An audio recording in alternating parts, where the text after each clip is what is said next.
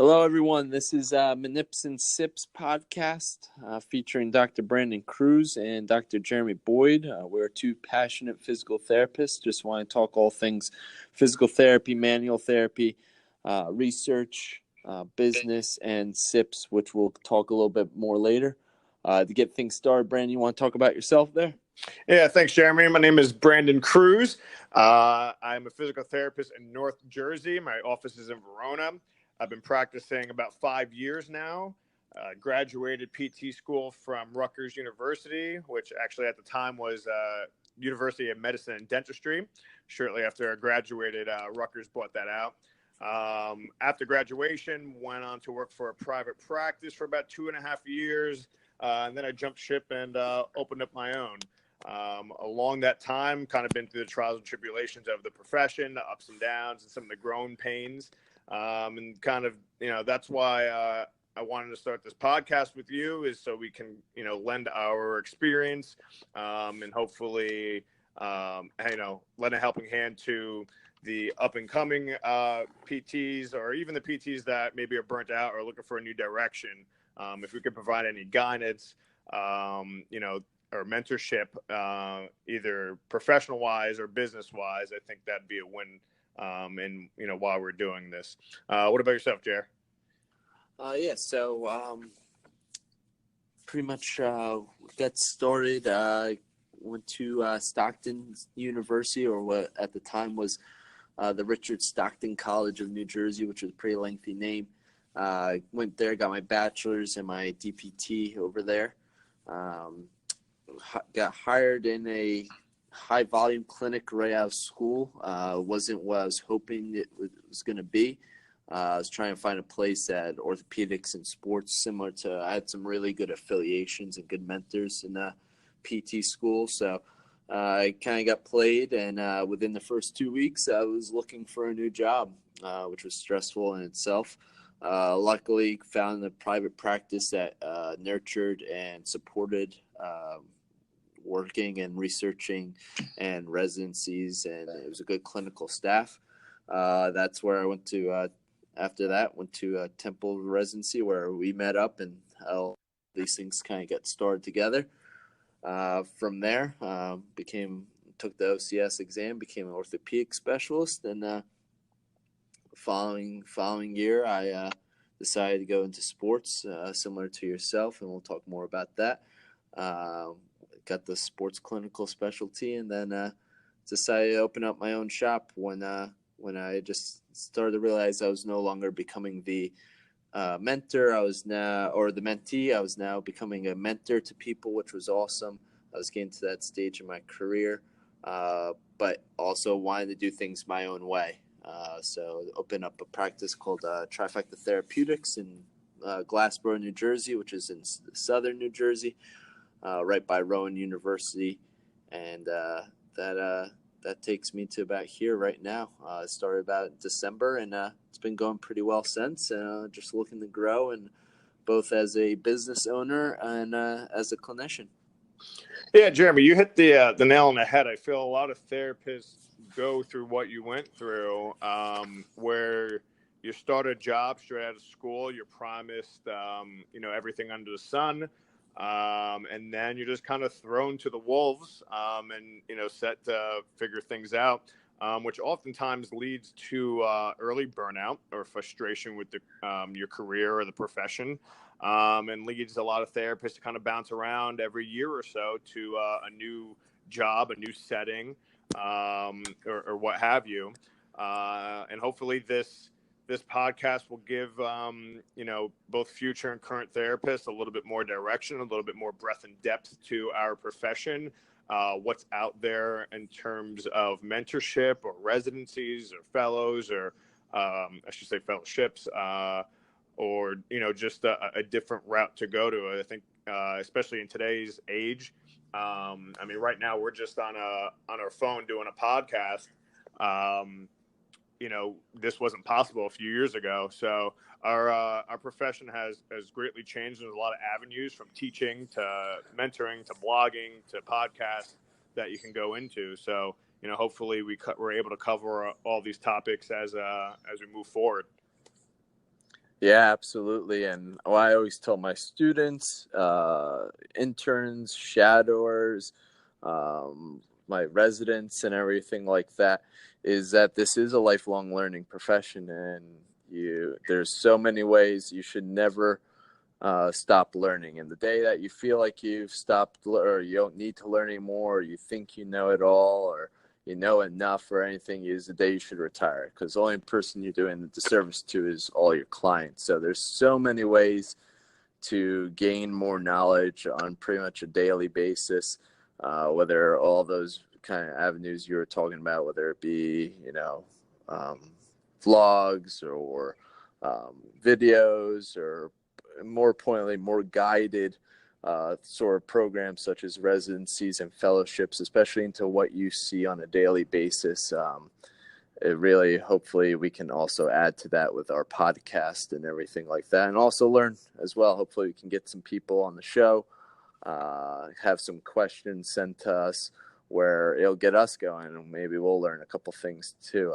I'm definitely thinking that's a possibility.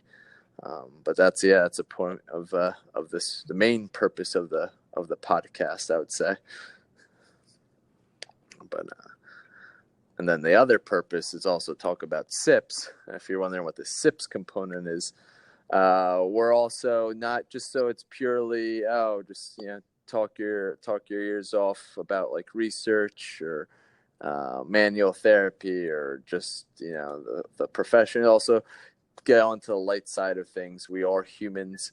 I think that's the beauty of this profession, is that we do get ample time. A lot of us practice or treat patients anywhere from a half an hour, which is pretty good in medicine, way to an hour. Some even see a little bit more. And I think the most beautiful thing is establishing that connection with all our patients and showing that we are humans, and we should kind of reflect that we're not just purely, this is my doctor, I can't be myself around there. That our patients should be comfortable, and I believe that should reflect in our podcast as well. So something that I learned from you, as I'll have to say, Brandon, for all our listeners, is also one of my mentors personally, still to this day. Was he not only has mentored me in orthopedics, manipulation, sports therapy, you name it, in the physical therapy realm, business. You're definitely my top business mentor as well. But also, you facilitated enjoying myself during all our residency weekends, and it shouldn't just all be business. You should go out, have fun, learn life mentorship as well. So one thing that we can agree on is it's always nice to have a nice drink or cocktail, especially at the end of the day. So while we're doing this, we may partake in a drink or two, and make that the sips component. And then if any of you viewers have any good suggestions for that, I'm a big beer fan. I like to test out some new beers, so I'll definitely have one here or there while we're doing this.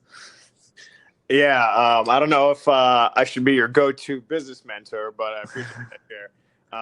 Yeah, I mean, our profession is definitely one that's work hard, play hard, especially when you're trying to progress yourself in many realms, both clinically and on the business side. It's a lot to undertake.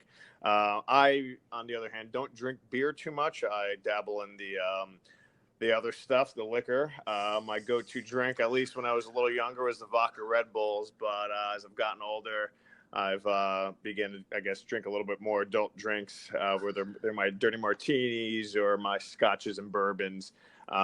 So that would be my contribution to the Manips and Sips component. So two things that we're both pretty passionate about is manipulations and going out. And we've been known to rave from time to time. So, this is an extension of basically our egos and what we do in day-to-day life. Yeah, that's a real good way to put it. I think that's the best combination, in all honesty, is the, hey, I mean, people look at me and they always like it's two sides of a coin. Is like, oh, wow, he's professional. He knows his stuff. He educates me all the time. And then other times we like to have a good time. And You wouldn't think it, but yeah, we like to go out, have a blast, and that's what life's about. Doing all this work and owning our own business, it wouldn't be fun if it was just all about it. So I'm glad that we can add this to the show for sure. Yeah, Jess. So, question I want to ask you: what made you name your company Trifecta Therapeutics? What was the meaning behind that, if any? Oh, so Trifecta Therapeutics, yes, a lengthy name for sure.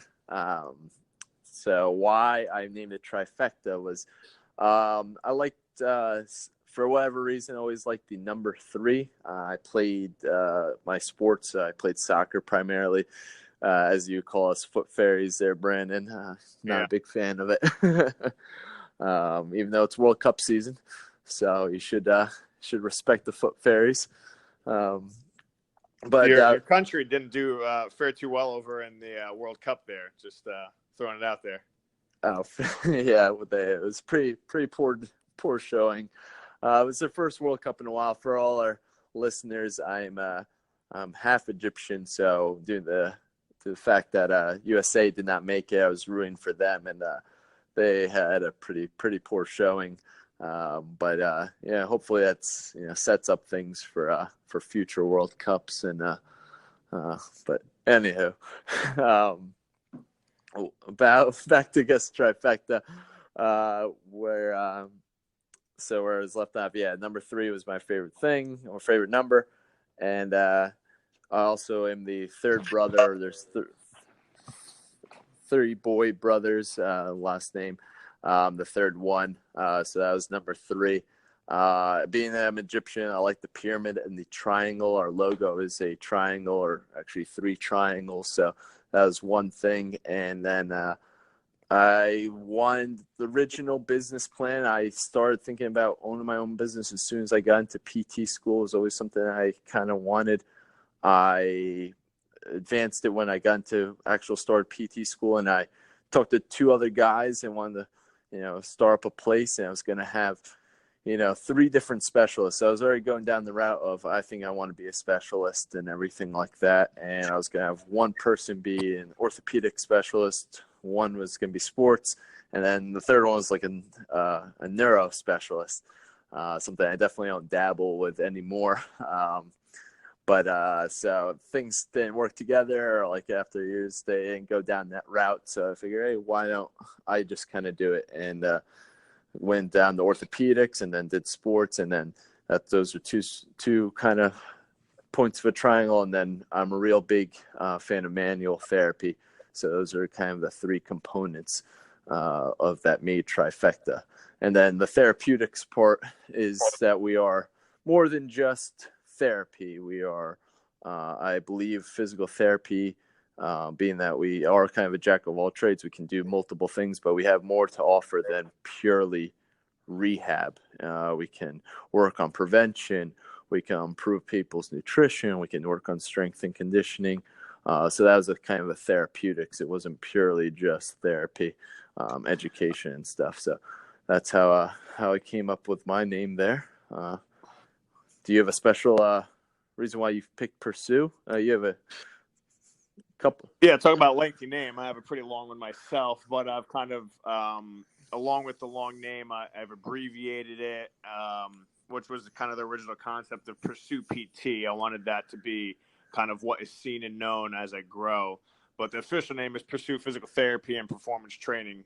So the P and the T for both physical therapy and performance training encompass that.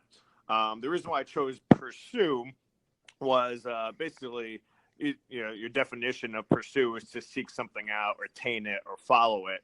And I am very passionate about, physical therapy as a profession and our autonomy, or the need to have a greater autonomy and being recognized throughout the community and the lay public, or even actually within the medical professionals as well as, a frontline provider. So instead of seeking out a doctor or medication or imaging, I wanted kind of like a play on words of Pursue Physical Therapy, basically for all musculoskeletal things, or like you said, injury prevention or nutrition or athletic performance. We can encompass a lot of those things. where I feel over the past couple years or few years, our profession has transitioned towards a very strong movement based profession, which is great. That's definitely an aspect of what we do. But we can, or I don't think we should lose sight that we have a unique ability and the time compared to physicians and DOs to perform proper screenings. Now, I find this tends to be a strength that's lacked with a lot of physical therapists, but we have the ability to screen, anything from cancer to myelopathies, determining what type of correct imaging should be done. So we already know that imaging is overutilized in this country, but if we do have to send a patient out, can we possibly explain to the doctor using our knowledge and research that maybe a certain type of image should be done prior or over another type of imaging? So that was kind of the basis of pursue physical therapy. Since I'm in New Jersey, we have direct access. We have a pretty friendly direct access one. So I've been able over the past 2.5 years to really build a practice that relies very little on physician referrals, and I'm probably about 95% just word of mouth and internal marketing. I've been able to build that off time. So I've been able to kind of stand on my own two legs, based off of my ability to properly screen or evaluate patients and confidently tell them, the correct course of action, and then obviously give them a correct treatment plan. And it's been working out. So a little bit lengthy story, but that was kind of my vision with that. And then, over the past year, you and I have started up Pursue PT Education, which is basically education for physical therapists on, manual therapy. And right now we're focusing on spinal manipulations and cervical and lumbar management. So that's kind of where we are right now. Yeah, and as a direct access junkie, as if I can say, I'm addicted to anything in terms of physical therapy. We all have our favorite sort of things. Direct access has to be probably my favorite thing. I started off as my first clinical affiliation, which was pretty rare. A lot of people were going to our larger, nothing against them, or more bigger franchise physical therapy places for their internships. I went to a private practice and got my first taste of that, and been hooked since. So you saying all those things, like, that's awesome. I didn't really know that about Pursue, and I should have asked you for why you picked the name before, but that was like, music to my ears, hearing how you developed that. And is awesome that, being able to say, I don't need a physician to send me all my business, and I can, just show good quality work and do all the right things, and that'll start getting people talking. And that's how you've been at it for 2.5 years, which is awesome. And you can see it. I mean, how many Google reviews you got of positive, all 5 stars, which is in like 30s or something at this point. Yeah, somewhere around there. I think I might be on the even 30 right Nice. now. But yeah, I've been able to I've been fortunate to have very good clientele base and build good rapport, as you were talking about earlier, our ability to connect with our patients. And I think that's definitely gone a long way in helping me build my practice, not only clinically, but just in general, building something that's going to last. Definitely. So speaking of what you were saying before as well, being part of Pursue PT Education, which I'm very grateful that you brought me aboard. I unbiasedly think it's the best PT continuing education company there is. But from what I hear, everyone has a good time and they learn a lot. We're able to give that more individual attention, similar to how we treat, we also teach. If I can put a little sales pitch out there for everyone. But also, Brandon, I don't think we've talked too much about your other teaching venues, or kind of what. I don't think we've talked too much about that. So I know you teach at Rutgers and stuff. Yeah, so I guess I'll dive a little bit more into my background. That I guess I skimmed over in the beginning. So I did as you mentioned, we did the Temple orthopedic residency together. I was in the cohort ahead of you, or half a cohort, the way they used to run it. It used to be a rolling admission at the time. So I was half a semester ahead of you, or half a year ahead of you. But yeah, that I would say is probably one of the best residencies that will prepare you clinically and challenge you. I know there mixed feelings out there about residencies and what they do, but that one is top notch. It comes from the same cloth that the Regis Fellowship program in orthopedic manual therapy is, which I'm actually currently in Regis Fellowship now. Actually, I just started the cervical thoracic portion yesterday. I have a post due soon. So yeah, that was back in 2014 I started, took my OCS in 2015 upon completion from the program. So it took me about a year for that. Right after that, went on to my SCS and just took that portion. For me, it was really about, just being about the profession, diving all into what I love and what I'm passionate about. And on, I guess running my own practice and dealing, or I shouldn't say dealing, but treating an athletic population, and, being largely direct access, having a greater breadth and depth of being able to treat athletic injuries and knowing mechanisms of injuries, and being able to go on field and provide my time and volunteering in the community. That's been a huge help for me to be able to have that knowledge and then offer to the community to not only better help them, but to build my practice as well. So that's been huge. And then I also am an adjunct professor at Rutgers University, from where I graduated from. So I TA in the musculoskeletal courses, and then I also have my own elective course, which is advanced orthopedic concepts. So they would kind of go over a few different topics. It's a little bit of a melting pot, but that's always fun to teach in the spring semester as well. So that's pretty much where I'm at now. I've done some guest lecturing as well at Temple University. Our former mentors and teachers, Bill and Scott, have asked me a couple times to go out there and give some drop some knowledge bombs on their cohorts. So I've been able to do that, and I'm very passionate about mentoring and just kind of paying it forward, and trying to show guidance or the right way to do it, to the future of the profession. So I take students pretty much year round at the entry level. I've had a couple resident mentees as well. And hopefully in a year or two, when I'm done with my fellowship, I'll be taking some future fellows. Yeah, hopefully me being one of them. Yeah, you're going to be going down that rabbit hole as well. Yeah, first lesson is what type of shots to have, right? Something of that nature. I heard that's one of the first things you learn. Yeah, something like that.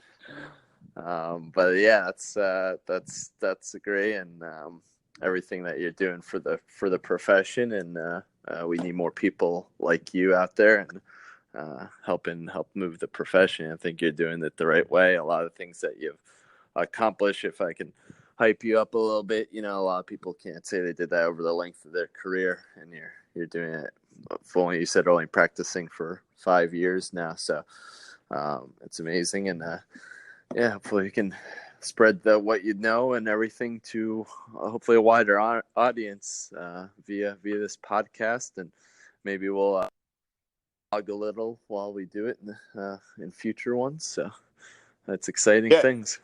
You've been doing a better job with the vlogging than I have, but I find your mentorship piece you do on Monday is pretty interesting. So what's that exactly? You're doing with your top 5 mentors up to this point, or is that correct? It's going to be a little bit more than top 5. I guess I've done 1, 2, 3 at this point. So yeah, I started this. I have my own vlog. I'm working on just getting more outreach. And my big thing is that, I didn't get to this point without just me learning, watching things. I've always done it. I've always read articles. I read extra articles in PT school. I've watched cool videos, especially of manipulations, because those are the fun ones to watch.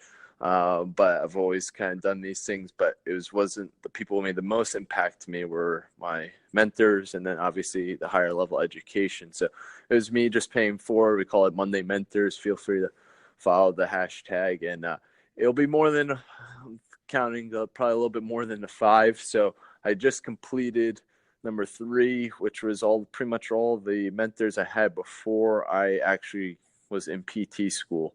So it was the first guy. Mark Rubenstein was the first PT I ever shadowed. I didn't know what the profession was about. I got lucky off of a Google search of looking up sports and medicine. I knew I wanted to do something related to that. Found physical therapy. It suggested, hey, you should go volunteer like everyone else has. And I went volunteered, met up with Mark, and he had a private practice and similar kind of approach, was very attentive to all his patients. He did manual therapy. So that kind of got everything going for me. And I just was like, if I can make that big of an impact in people's lives, this is the profession for me. And then the next 2, one was James Aberdaron, was a PT I worked with as an aide, and then just did George Ibrahim, someone that I volunteered for. So me just paying forward. So the next ones will be instructors of mine and other mentors. So I'm kind of at least 5 more to go before I'm done with that. So paying tribute to a lot of people who have helped me out. So I think that's awesome that you're doing that, and it's a different spin on what's kind of out there, and that can be you can find that on a different Instagram handle, right? The Decent Doctor is your alter ego online. So. Yeah. The Decent Doctor is my personal, more about me than my business, which is Trifecta Therapeutics. That's more about the business and how it's going with patients and stuff. But the Decent Doctor is more about me. It's a little bit more on my personal side. It kind of goes in flow with this podcast, and what we stand for is that, it's definitely the business side of things, of how I'm a business owner, or me being a manual therapist, or me loving those things, showing some cool videos on certain techniques I'm doing, but also the more fun side of things. And that's why I got into my own practice, was I wanted it to be fun. There were certain times where I was like, which boss is looking after me, and we got to listen to light rock all the time, and I can't kick a soccer ball at a wall because someone's doing. So I was like, let's have fun, let's everyone be comfortable. So that gets into a little bit more the quirkier side of me. So yeah, that's a Decent Doctor. That's the fun side. There you go. That's decent, right? That's decent. That's it. And then you got a couple handles there yourself, right? Yeah. So my main one is through my business, which is at Pursue PT Now. You can pretty much find all things physical therapy on there. That I need to do a little bit more on, but juggling a lot of things right now. And to be honest, social media is not my I guess forte. And then my other handle, which is at B underscore, or I'm sorry, at Dr. underscore B Cruz. Shows you how much I go on it. That's more of a personal one, and that one I'm starting to do a little bit more of, I guess, a little bit business side and personal side stuff. I've put up recently some things on opioids, as well as burning out, a little burnout section, as a lot of professionals, whether PT or not, what are some signs that they're burning out, and what are some things that they can do other than go on a vacation or switch jobs, because that's usually just a Band-Aid. So just trying to cover up or uncover some things like that. I put some books, some self-development books I've been reading. So I think it's very important to get mentorship, no matter what field you're in, what profession you're in. Not only get mentorship or guidance or educate yourself on things within what you do, but outside it. So right now, my big thing is I spend enough time, or a lot of time, on developing my craft as a physical therapist and strength coach. And now I'm really trying to develop more of the business side and marketing side and growth side, and just how to become a better leader So that's kind of where I'm at now. It's great. Definitely any of your viewers out there, especially your last post about the burnout, that hit home with me. So I think that's on your personal page of Dr. B or _B Cruz. Hit home with me at one point, as I was talking before, where I was working, where I was at that place. I looked for a new job within 2 weeks. I mean, physical therapy was my passion, but it took me about 4 or 5 months, 5 months till I found my second job. I felt burnt out. I was like, I don't know if I want to do this physical therapy anymore. I just went through PT school. This is not where I want to be. So that hit home, listen to it. And then you put the rest of it up you did a segment or snippet of it on your Instagram, and then you put the rest of it on YouTube, correct? Yeah. So that was before IGTV, where you can only post up to 60 seconds. So the rest had to go on YouTube, but I guess moving forward, I can now put longer clips on IG. So it should be good to go. Yeah, that's true. Things are always evolving, just like us as professions. So I guess social media, and you have to get more accustomed to it there, Brandon. I know I'm not a huge fan of it. Even vlogging gets a little awkward for me at times, but I always think, what's this for? And hopefully someone's watching at home, either probably laughing at me or maybe gaining some good nuggets of knowledge. So far it's been pretty receptive. A couple of quirks about me: when I vlog, I apparently walk around too much and I don't lift the camera high enough, but give a couple of good laughs there. Listen, you're doing what you do.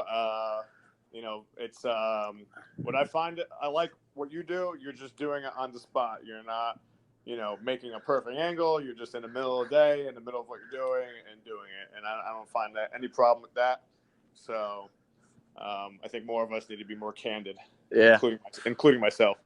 And you get I can see you really being good at that. And I guess what they say in the Hollywood, it's raw. And that's what I'm trying to give out to people, uncut. The life of the decent doctor. I think. I guess with that, we'll probably wrap up our first episode here, and then we'll probably be doing this about weekly, different topics, and like you said earlier, we'll probably get some guests on the show. I would love to get our former professors on here, mentors, and get their take on some things, different points of view and stuff like that. But definitely looking forward to doing this with you, Jer. So I guess with that, we'll sign off. Yeah. One last thing to the viewers. Thank you for listening. If you have any comments or questions or anything like that, we do have a Facebook and Instagram, which we'll be posting our podcast to, Manips Sips. And if you have any questions, feel free to message those Instagrams or Facebooks. And also, as we were talking before, Decent Doctor, Trifecta Therapeutics, Pursue PT, Dr. B Cruz. Pretty sure we run it all. So always feel free to write out to us. If you need some mentorship from afar, we'd always love to help. And well, really looking forward to this. I was really excited that we can get this going and we can do this together, Brandon, and hopefully it leads to some great stuff. Yeah, man. Can't wait. All right. So signing off, everyone. See you next week.